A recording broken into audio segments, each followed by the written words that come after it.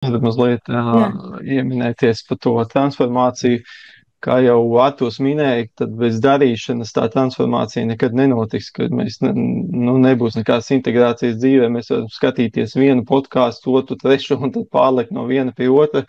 Bet ja mēs neko reāli dzīvē nedarīsim, tad tam nebūs nekādas jēgas. Un šajā visā transformācijā lielākais jau darbs ir mūsu smadzenēm, jo tās ir tās, kas mūs vienmēr tā kā vedinās prom no šīs transformēšanās.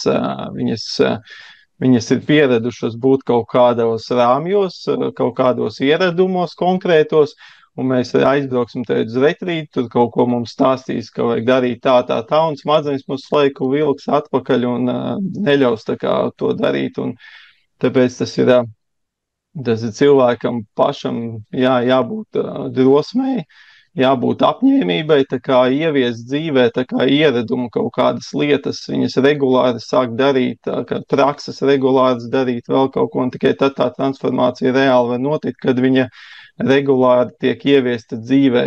Un tas ir ļoti liels darbs ar mūsu smadzenēm, pārliecināt mūsu smadzenes, ka šīs transformācijas tā kā būs ok, jo smadzenes vienmēr grib būt drošībā.